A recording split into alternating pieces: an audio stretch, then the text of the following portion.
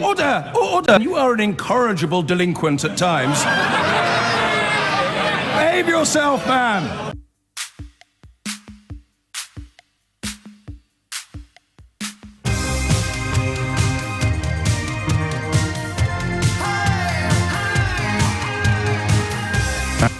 We begin, as so much does at the moment, with Brexit. Can we try today? Let's put a couple of people out there. I give you Ed Balls, all right? Ed Balls was a very significant character in my political development, believe it or not, because after the coalition government came in 2010, Ed Balls was one of those politicians who made himself quite available to comment on the numbers, you know, when they released figures.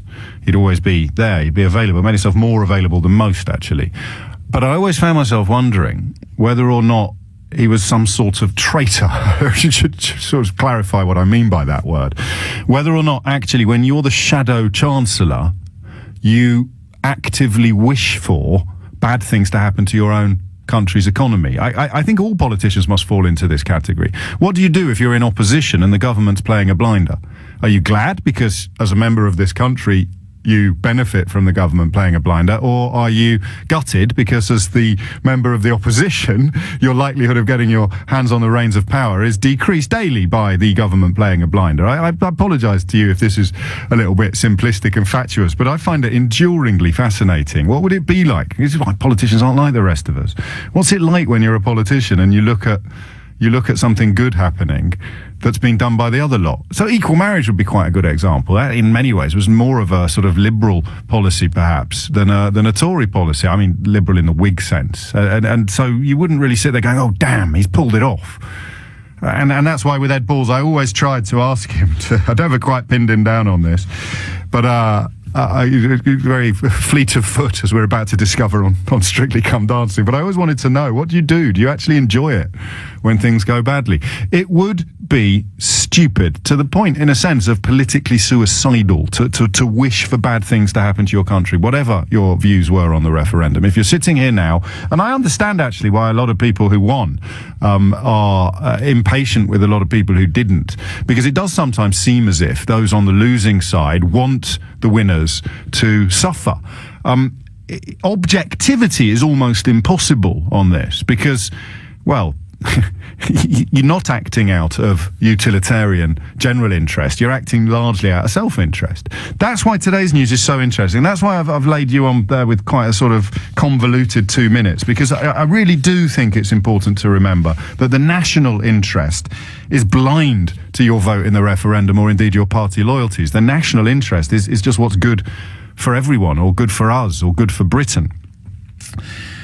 So where we are now is really strange because, and I'm trying to sort of walk a tightrope here without upsetting people unduly. If you voted for a points-based immigration system, I'm going to cautiously suggest you didn't really understand what that meant, but it became, in the course of the referendum and in the years leading up to it, it became a sort of acceptable phrase. It was a detoxified phrase which enabled people to say that they were anti-immigration, or anti-immigrant, in fact, but didn't quite want to nail their colours to that mast. So you would say, I'm not anti-immigration, I want a points-based immigration system. Whereas you didn't really, or the massive majority of people didn't, because if you did, you didn't know what it meant. It didn't mean anything. And the reason I can say that with confidence is because somebody I don't normally turn to for guidance in political matters, the man who set up Migration Watch, Andrew, now Lord Green, was absolutely crystal clear on this. A sort of man whose attitude towards immigration is a lot more open, if you like, a lot more honest than this so-called points-based school of thought. He said categorically it won't work, and if it is introduced, it could easily lead to more people coming into this country. Plenty of people who voted to leave the EU did not vote solely on the question of immigration, but I don't think you win any prizes for originality when you point out that an awful lot of people did. So they've now already been let down. You have already had that promise broken, and it was a promise made by people who knew somewhere inside themselves that it wasn't going to work, but didn't care about the truth because they wanted your vote for whatever other reason. So Boris Johnson, of course, was the quasi-respectable politician who put it on the flagpole. Before that, it had been the sort of unrespectable wing, if you like, of the Leave movement. And Boris Johnson came out with it and everything changed.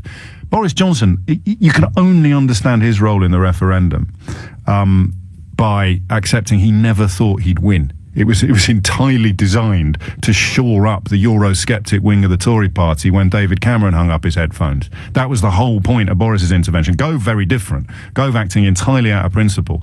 Wrong-footed perhaps, or certainly taken by surprise by events. But Boris was always about what put him in the best position after the referendum result came in, and they all expected the result to go the other way. That's why Gove and Johnson looked so shell-shocked behind that podium on the morning after the result, the morning after Cameron's resignation. So when he put it out there, here you go. I got the quote actually from Lord Green of Migration Watch. The way to cut immigration from the European Union is by issuing work permits. If you go for a points-based system, it becomes a mindless way of doing it. Nobody can check whether points are being accurately described. We already have a work permit system for non-EU citizens. The way to tackle this is to wrap up EU migrants in the same way. The effect would be that low-skilled migrants would not qualify. So whether you agree with him or not, he is generally the person people turn to for a kind of anti-immigration, the intellectual wing of immigration skepticism.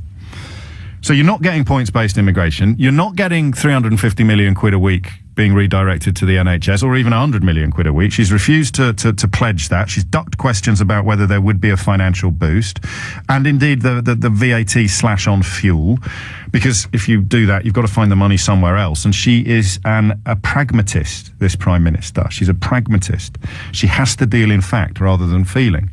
So if you voted for points-based immigration, that promise has been broken, and people told you it would be. People told you it was undeliverable. Don't focus on your lefty commentators or your Guardian journalists or your Richard Bransons. Look at Lord Green of Deddington, the chairman of Migration Watch UK. He said all along this could not happen, and he was right. 350 million quid for the NHS. That's a mother of all lies painted on the side of a bus. Lots of people said that's simply not possible. That money, A, depends upon the British economy continuing to perform very well, which is by no means guaranteed, and B, a lot of debate over whether that was actually the relevant sum. It wasn't the net sum. Was it 350 million quid was the gross sum? So it wasn't even a real number, regardless of the promise to spend it all on the NHS. So that promise has been broken. And again, lots and lots of people told us that it would be, that it was undeliverable, that it was meaningless. In fact, the Leave side started telling us it was meaningless before the ink would dry on the result. And then I don't know what else you want to stick on that list this morning, whether you want to stick the VAT on fuel on there, or the failure of the Prime Minister to pledge that we wouldn't continue paying money into the European Union, whatever it may be. The list of promises and pledges that have already been disowned or broken is quite long, but that doesn't matter. That doesn't matter, because we can still all agree that we want this to go well. The Japanese government, of course, 15 pages of document released yesterday on what they fear might happen after the actual Brexit happens. Again, it seems incredible this has to be pointed out. Brexit hasn't happened yet. So, I mean, any conversation about what effect it's had on Britain is woefully premature. And I want things to go well. I want Brexit to be a resounding, glorious success for Britain. Of course I do, because I live here and my children will be growing up here. And if I've got reservations and fears, then I hope they are addressed in the coming months by Theresa May and other politicians. That's why I mentioned Ed Balls right at the outset. I want things to go well.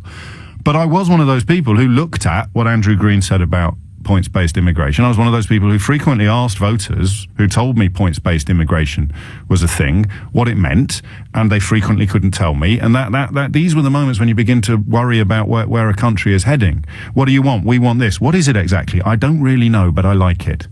Okay. The 350 million quid, you point out to people, that's not true. And for some reason, they chose not to listen. So now it's all been proved true. Now we know that points-based immigration is a non-starter. Now we know that the money pledged for the NHS is never going to go there. Now we know that the money we pay into the EU, although it's almost certainly going to be reduced, it isn't going to be removed. I just want you to tell me where you think the debate will go next.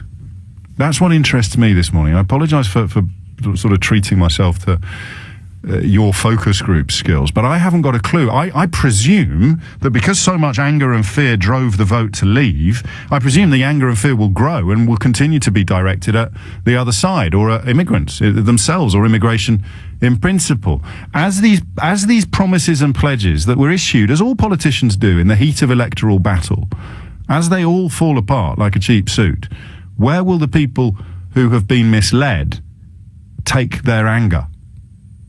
What do you think?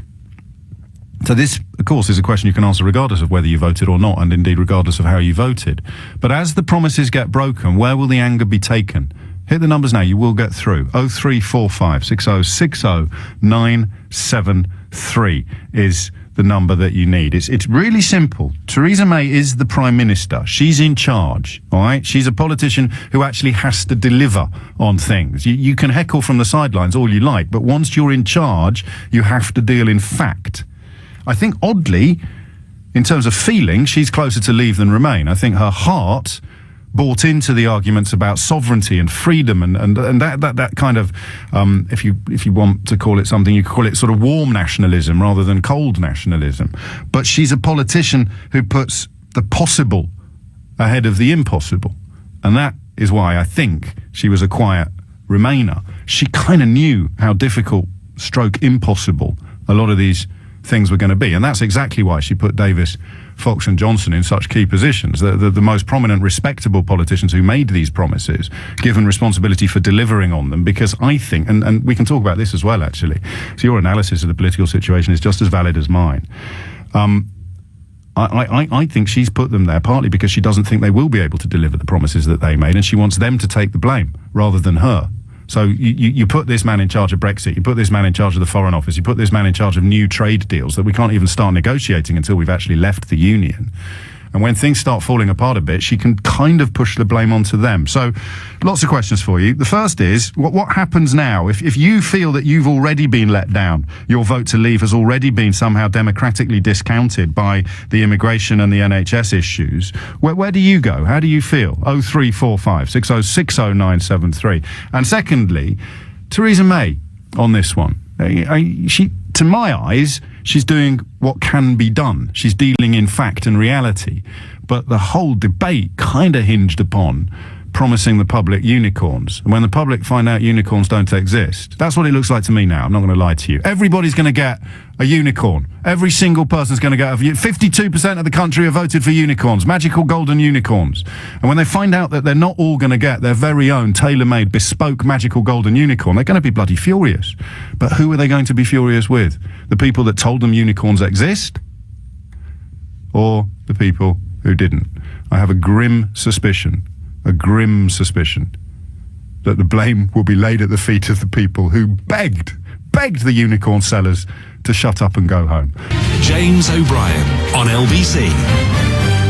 20 minutes after 10. So as these promises begin to crumble, points-based immigration being the one that has disappeared from the agenda for Britain today, 350 million quid for the NHS, slashes in VAT rises, and on the other side, the economy's doing a lot better than people predicted. So it's not all doom and gloom by any stretch of the imagination. But in terms of the promises that we used to lever the British public into voting in a certain direction, they are now being broken.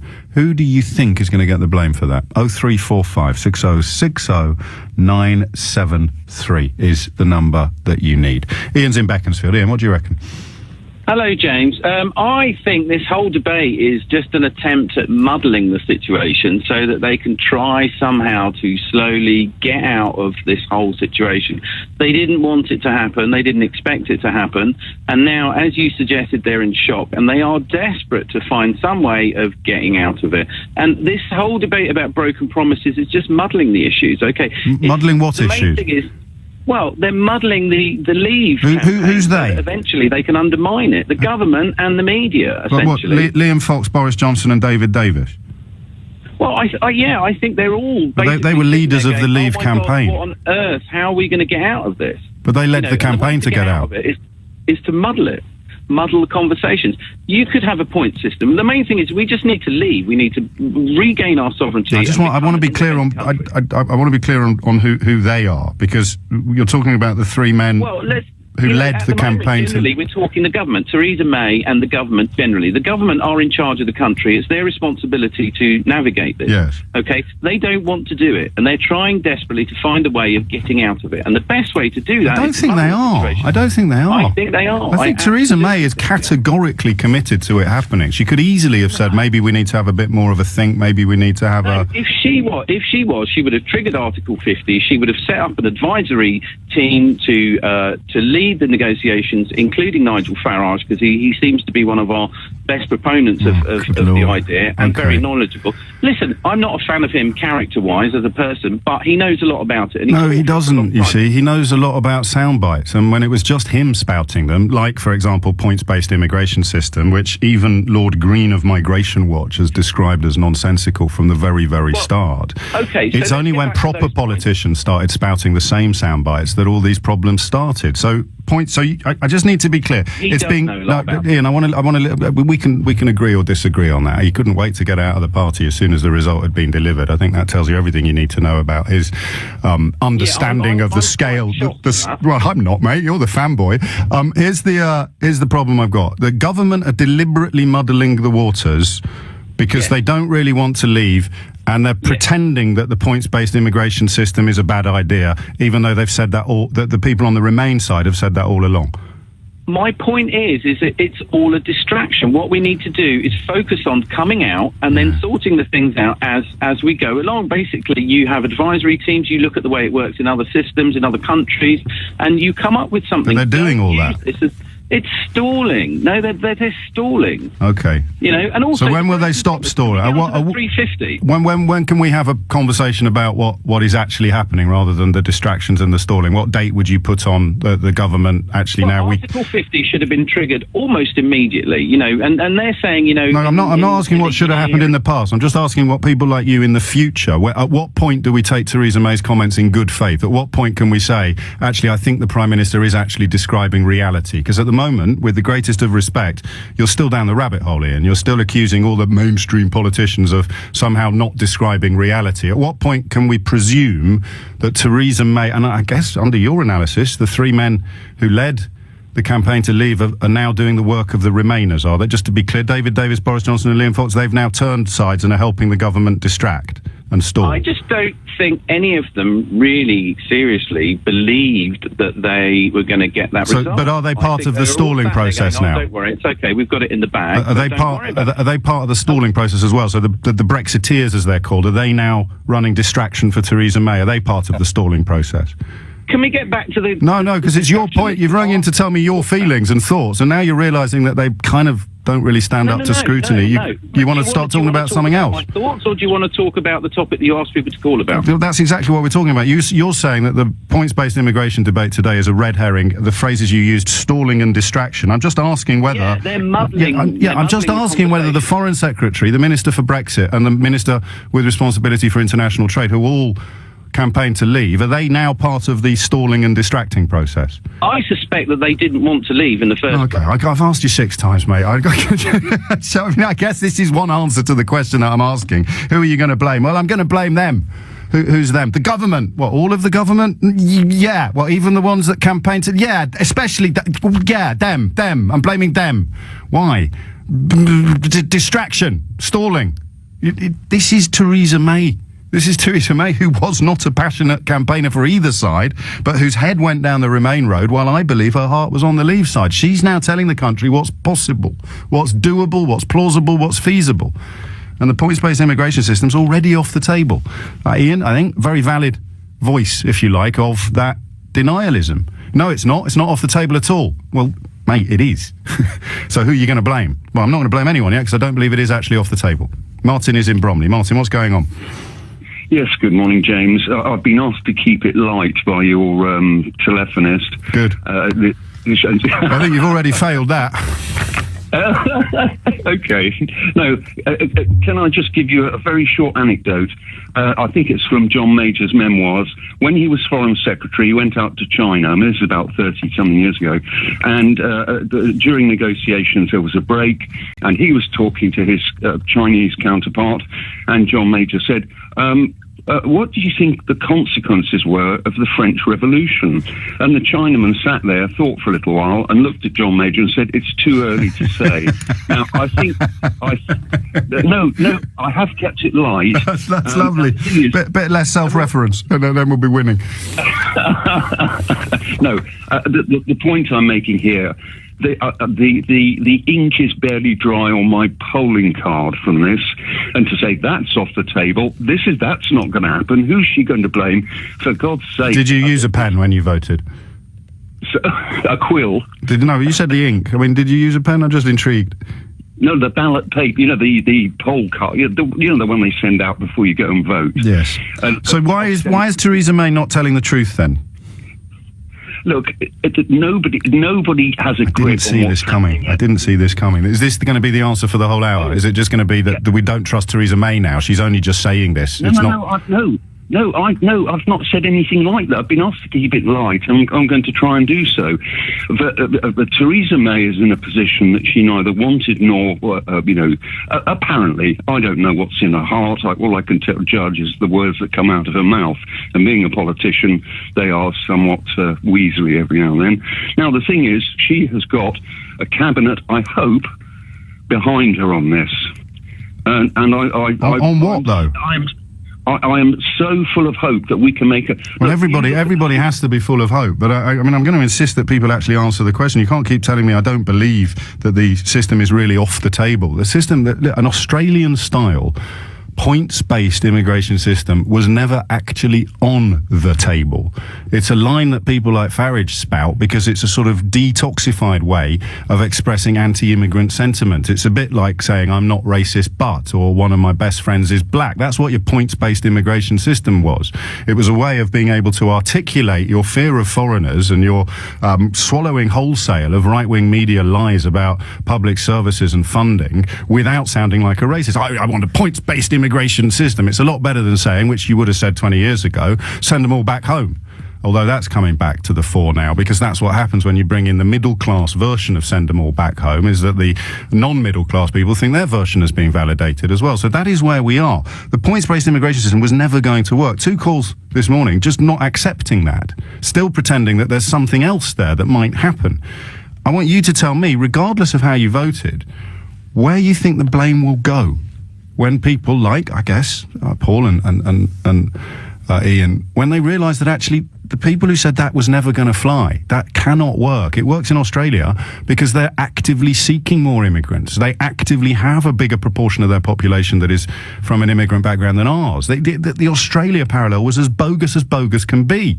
And people weren't telling you that out of dishonesty or deceit. They were telling you that out of complete objective analysis. When you realise you've been lied to, who are you going to blame? Already a massive gap in my thinking has been highlighted on the simple question of the points-based immigration system being kicked into touch by Theresa May. And my question to you about if you believed it was ever possible, who are you cross with now? The people who told you that lie or the people who told you it was a lie? I completely overlooked the third category of response, which is, no, I still think it will happen. I still believe in it.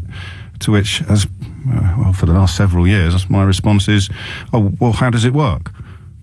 And why do the Australian government tell us that if we introduced it here, it could lead to more immigration? I guess there is that fourth possibility as well, that all those people who said, hey, they've got no problem at all with immigration, they just want points-based immigration, we're telling the truth. And if it turns out immigration goes up under points-based, they won't be cross at all. But I'm going to cautiously suggest that people on that side of the debate are pretty thin on the ground. People who voted to leave who would be comfortable with immigration going higher. If you're in that category, I'd love to meet you. You could be that unicorn I was talking about earlier, because that is where we are now as a country. 52% of the nation have been promised their own little unicorn. They can keep it in their garage or their spare bedroom. When they find out that unicorns don't exist, who are they going to blame? The unicorn salesman or the clown at the side of the market telling them that there's no such thing as unicorns? These are just tatty old horses with ice cream cornets stuck to their foreheads. I promise you, there's no such thing as unicorns, they said. Yes, there is. And some of them, as we've heard already this morning, some of them still are. Some of them are still believing in unicorns. I could be wrong. Look, crikey, it wouldn't be the first time. But if I am, tell me what I'm wrong about. Karen's in Woodford Green. Karen, what's going on? Hi, James. How are you? Very well. Okay. I'm still waiting for my unicorn. Well, we might get a horse, but it's okay. So I think the way I look at it is that we're criticizing an artist even before they've actually started the work. So I think we maybe take a step back and see what the PM actually delivers on what we can make of the situation. No, here. because the points-based immigration system from June, when Boris Johnson specifically launched it, became a central point to the whole referendum debate. So for the Prime Minister, within a couple of months of the vote, to turn around and say it's never going to happen is not something that you step back from. It's something you need to address and absorb before moving on to the next question, the next issue. Yeah. I agree with you. So I do think the blame will lie at the gates of the Leave campaign, and I'm with you on that one. But what I'm saying is, I don't think it will. Sorry to interrupt you, but I don't think it will. I think the people who said you're being lied to are going to get the blame, and people who got the blame for everything in the run-up will get the blame. The people who sold unicorns are not going to get the blame for the absence of unicorns. They should. Yeah, I know they should, but you've already heard two callers saying no, unicorns still exist. Yeah, I mean, so those people will be brought back down to earth and shown, for what really it is. So I think there are still a vast majority of reasonable people who know unicorns don't exist. So if Theresa May goes ahead and she brings home a horse, we will be very happy with it. So. It's the sound of my own analogy coming back to haunt me. Well, they might be, but in terms of what people who voted for specifically points-based immigration system and put their fingers in their ears when people like me said that doesn't mean anything, or indeed when people like me said what does that actually mean? Because you know that a lot of people say it could lead to an increase in immigration. They just went no. I believe in unicorns. When they realise that they're not going to get it, which the Prime Minister has said today, who are they going to get cross with? You think they should get cross with Leave? They won't get cross with the people who told them. They will. I think they will. And just to come onto that immigration that means they'd have to admit they were wrong. Yeah, they will. I mean, they're grown men. They should accept responsibility for what they've done. Yeah. So I mean, let's hope that. But just to come back to the immigration point, you're saying, see, when I heard this whole point-based system, and I said, that's not going to work. But what I was really looking for is a more fairer immigration policy. Someone who has been through the immigration system myself. When I came to this country, I was put through a criminal background check. When you apply in India, you go through that. You go through a medical check. You go through a financial check. I was coming here to join my wife. She was put through all those checks. So there was a heavy level of scrutiny. So when I looked at this whole, this EU referendum, I was looking for a similar thing for anyone coming to this country. I'm not. Which is what Lord Green recommends, actually, oddly. It is a work permit system for non-EU citizens being extended to people who are currently citizens. And again, he was a loud voice from the very migration sceptic corners of the country saying that points-based is utterly, utterly meaningless. I guess I'm trying to work out when I was last sold a lie. I guess it'd be the Iraq War probably, but it was events that made that a lie. It wasn't actually a lie when it was originally stated. Very, very, very difficult as a species for us to admit that we've been fooled. Doesn't mean Brexit's a mistake. Could still turn out to be a wonderful new chapter in the country's history. But if you voted for a points-based immigration system, your democratic decision has already been nullified. You're not going to get it. Who do you blame? 0345 606 0973. Dave's in Cardiff. Dave, what do you reckon? It's nice to speak to you, mate. Likewise, Dave. Yeah, first time. Look, my point about all this is this was a debacle from the start. I mean, no thought went into it whatsoever. So this was conducted more like a general election. My understanding of a referendum is that they're pretty binary. You get what you vote for at the end of the day. I mean, if you know what you're voting for, you might. But if you don't know what you're voting for, you won't. Look, James. If we had a referendum, this is the way I guess from my perspective. If we had a referendum on, say, capital punishment, abortion, say, the monarchy. Now, you can say what you like you can say what you like in the campaign, but at the end of the day, there's no negotiating in a way. You get what you vote for. Everybody knows what it is. It's strawberry or vanilla. And you can't negotiate it away. I mean, it's pretty clear, isn't it? You can't say, well, we stick somebody in an electric chair, but we don't electrocute them for 10 seconds to see what happens. I tell you what I'm hearing, Dave, as your dulcet tones ring out across the nation, I'm hearing that old phrase about you can't get a little bit pregnant. You can't be a little bit pregnant. You're either pregnant or you're not. The referendum is the polar opposite of that kind of binary status. And this didn't happen here, did it? There was things that were said that just, in is in. The status quo speaks for itself. You know what you're voting for. Yeah. The good, bad, and the ugly of it. Yeah. With this nonsense, we had all sorts of things being said. Now, I haven't got a problem with people who voted Leave. No, of course not. All I got a problem with is what it means and what's going to happen after it, because nobody knows. I mean, you could put five... That's what I'm asking. What do you think's going to... Let's just focus on points-based immigration. It's off the table. It was never... Anybody with really proper understanding of the issue knew it was never going to happen. Boris Johnson pretended not to realise that. You know yourself, mate. Yeah. It wasn't to do with a reduction in numbers in immigration. It was to do with what type of immigration we get. Sure. They just want wealthy immigration and well-educated immigration, mate. Not poor immigration. That's what that was about. I think most people understood that, you know, and... So that's not going to happen. How will people who believed it would... Well, they were telling people up in the north and these poorer places, you know, we got to get rid of these immigrants because they're undercutting your wages. It was direct. It was basically saying we don't want poor immigration. That's what that was all about.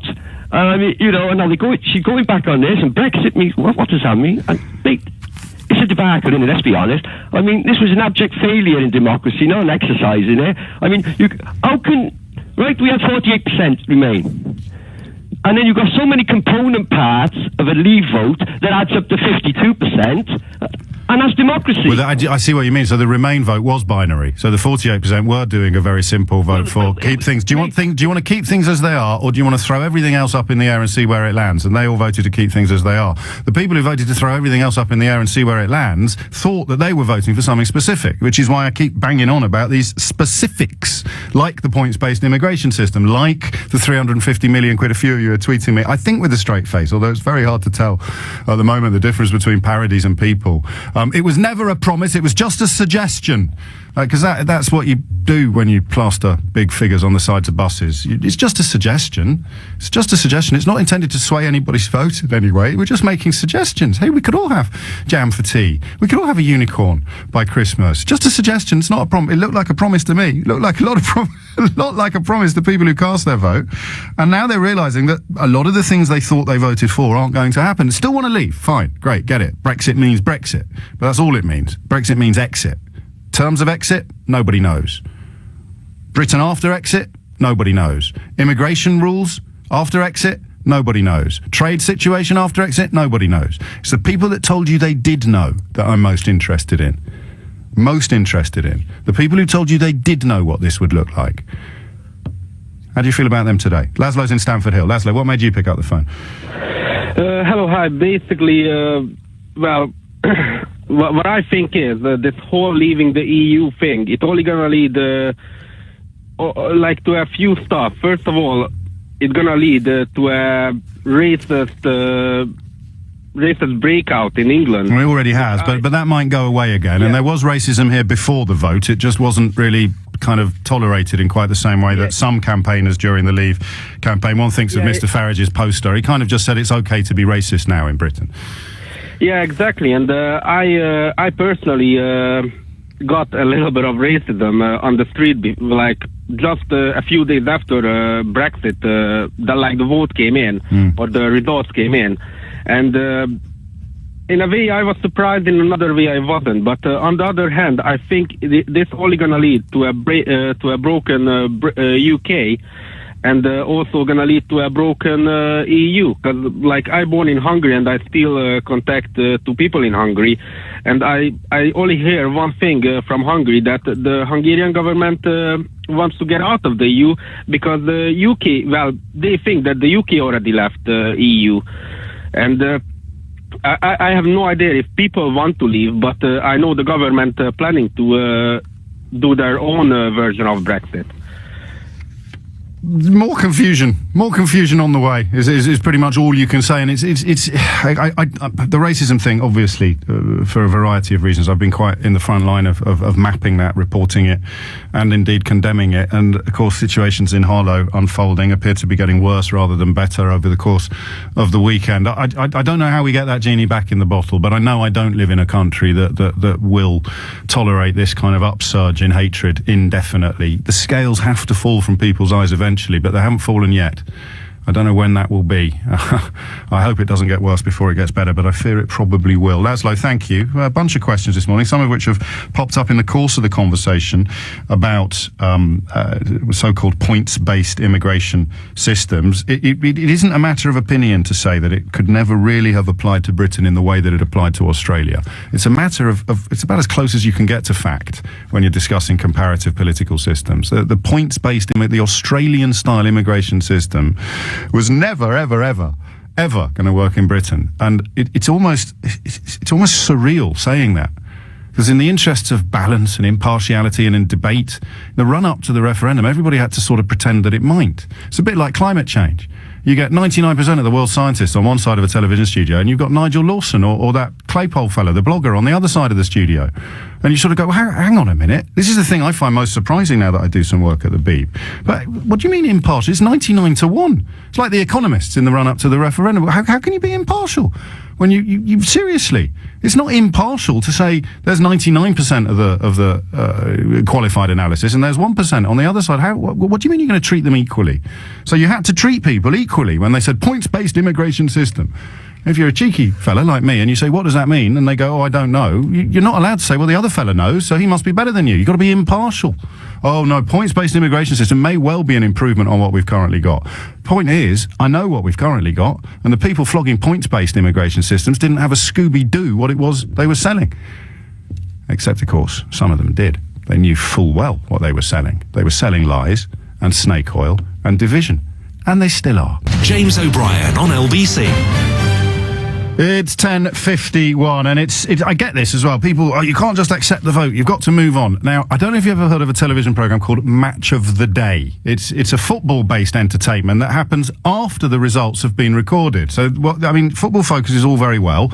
Everyone enjoys it. That's a little sort of chat about the day's games before they've happened. And then you've got Jeff Stelling over on Sky Sports doing his wonderful Soccer Saturday, which is what happens while the game is actually on. And then you have something called Match of the Day, which means the results are in, but intelligent, informed experts discuss those results and analyse them. If you're a fan of a particular team that just got spanked 2-0, you'll watch Match of the Day, you'll find out what Alan Shearer thinks about why you lost, and hopefully there'll be a little bit of chatter about how the team can avoid relegation at the end of the season. So to suggest that you stop talking about something or stop trying to understand something because the results are in is, even by the standards of the whole Brexit debate, I mean, that is world record. That's Olympic scale stupid, isn't it? You can't talk about it anymore. It's happened. I was surprised. No, I wasn't surprised. I was dismayed slightly by the result, mainly because of the racism. Mainly because I happen to be privileged enough to have a significant swathe of the nation's most cowardly and hate-filled racists in daily contact with me on social media. So I knew that the result to leave the European Union would give them the sense that somehow their racism and their xenophobia and their fury and their fear would be magnified hugely. It wouldn't be diminished. So that was my main motivation on this. The rest of it, still up for grabs. But you knew that certain things were never going to happen. You knew that the 350 million quid on the side of a bus was a lie. So if you don't talk about it, you're sort of saying to the liars, you carry on. Everybody with a decent grasp of the facts knew that points-based immigration system was meaningless. You only have to listen to anybody try to explain to you what it is to realise how meaningless it is. But your Farages of this world never answer the second question. They just keep saying the same things. We want our borders back. We want our country back. We want to make Britain great again. They're utterly meaningless platitudes. It's almost like politics written by those fellas that do the poems on greetings cards. As soon as you say, well, hang on, what is points-based immigration? That's when you go to people like Andrew Green, who runs Migration Watch, an organisation that I don't have a lot of truck with, but which you could loosely describe as the intellectual wing of anti-immigration rhetoric in this country, and he said it would never work. So when you stand up this morning and hear the Prime Minister, or you wake up this morning and hear the Prime Minister say, no, that's never going to happen. Of course it's not a silver bullet. I don't know what Boris was playing at when he said, well, I do know exactly what he was playing at. But Theresa May effectively saying, no, the grown-ups are in charge now. Go away with your points-based nonsense. People won't accept it. They will claim either, oh no, it could still happen. It could still happen. It could still be a unicorn at the end of my garden when I wake up in the morning, or that somehow the unicorns have been stolen by those nasty Ramonas with their unicorn stealing ways. It's nuts. And it's going to get more nuts, I think. Andrew's in Doncaster. Andrew, what would you like to say? Well, I just believe strongly. I mean, I'm the only person I know that actually voted to stay in Europe. I live within 3 or 4 miles of Doncaster, Sheffield, Rockford. I live smack in the middle of that, South Yorkshire. Yes. And I do believe strongly, really, I know for a fact anyway, the whole Brexit vote was closet racism. I don't think the monetary thing comes into it. I don't think anything comes into it. Just to clarify, you're talking about people you know and have spoken to, because there's no way we can paint the whole 52% of the votes cast as being motivated by racism, whether it's closet or not. You're just telling me about your milieu, if you will, your circle. Yeah, well, not particularly a circle. I'm quite a well-known person. I'm public and etc. So I do know a vast amount of people, yes, and also through football connections. Yes. And I still. So you've got your ear to the ground. That's what you're talking about. Yes. Basically, I have. And it is racism. What the politicians don't seem to realise is, and the media and everybody else, that there is an deep ingrained racism in this country. And I know that certain people actually thought that the day after Brexit they were going to wake up and there weren't going to be any foreign people in South Yorkshire. They're just totally blinded by the fact that they were kidded on by Farage, etc. That immigration and racism, immigration and foreign people living in our country, especially in the area where I live, but they thought they were all just going to disappear. Yes. And I think the money side of it was quite obvious. 350 million outside of a bus. Everybody with an ounce of sense knew that were... Well, you can't, it's funny, mate. You say anybody with an ounce of sense, and I know I've been a lot more strident in my choice of words, but that doesn't help. If you're listening to this programme now and you think you have got an ounce of sense, but you believed that we might get a points-based immigration system, or you believed what they wrote on the side of the bus, you're not going to feel very warm towards Andrew in Doncaster when he describes you as not having an ounce of sense, even if Andrew in Doncaster is right. Yeah, well, possibly I am, but everybody knew the mathematics didn't work. The 350 million went to Europe. Fair enough, that probably did happen. But a large percentage of that came back from Europe, back into England. And I just can't understand it. You can understand it. I think you've nailed it. And I'm uncomfortable with your sort of broad brushstrokes with regard to what you described as closet racism, but that's only because I'm sorry about that. No, I don't want you to apologise. The only reason I'm uncomfortable with it is because I don't want you to be right. And I suspect, as a lot of people do, that you probably are. You're talking about people you know, you must be. But the problem then, of course, becomes even more acute, because when they don't wake up in the morning and see that everybody's gone, when they don't have the reason they can see past the thing on the side of the bus is because they don't really care about all of that. They just bought the idea that somehow, as you've just said, foreigners are going to get it in the neck, and that's what they voted for. I fully agree with you. Nobody cares about the 350 million. No one cares about the NHS. No one cares. No one cares about the refugees. Put them in your own bedroom. We should be looking after our own. You find me someone that says that, and then show me what they've done to help the homeless in Britain, and I'll show you a lying coward on every single oh yeah, we should be helping our own. We shouldn't be helping them. Hang on, mate. You're at the front of the queue when we're putting the boot into the poor in this country. I fully agree with you. That's exactly the sentiment. We should find houses for our own rather than houses for foreigners, etc., etc. It's ingrained racism throughout the country. This government and previous governments and the media and the Liberals and everybody else don't understand to what extent the depth of racism is in this country, and it was a racism vote. If we didn't have to leave Europe, we could have had a throw the foreigners out of this country referendum, and it would have gone the same way, I think. Well, I know it would. Well, we shall see. Or rather, we won't. I enjoyed that. You were playing the role of Alan Shearer there, and I was Mark Lawrenson. So I was the one making the slightly fatuous interventions, while you provided the hard, stone-cold analysis. And I'd like to stress that, because sometimes I appreciate you turn the radio on and you might get the wrong end of the stick. Andrew, they're talking about all the people he has canvassed and conversed with in the course of his life, and the football and the pub and all the areas where one historically has these sort of conversations. So where do we go next? I don't know, but I do know that we're not there yet. I thought we might be. I thought the points-based immigration system was such a powerful tool, used by some pretty powerful tools as well during the course of the referendum campaign. It was such a powerful tool but to discover it never existed might be just the beginning of a sort of wake-up moment. Not yet, clearly, still too early. What's that old line? Hell of a lot easier to fool people than it is to persuade them that they've been fooled. That's why, and I actually... looking at some of my social media interactions this morning, I think this probably holds as quite a good comparison. You know, the people who fall for those scams, like those email scams, you've got £100,000 in a Zimbabwean bank account, if you give me 500 quid you can get it. They always come back for more. Once you've fallen for that once, the likelihood of you falling for it a second time increases. The scammers actually sell the details. It's exactly the same psychology. You've fallen for something, You realise you've fallen for something, but you can't admit to yourself that you've fallen for something. Christ, I voted for points-based immigration and now it's never going to happen.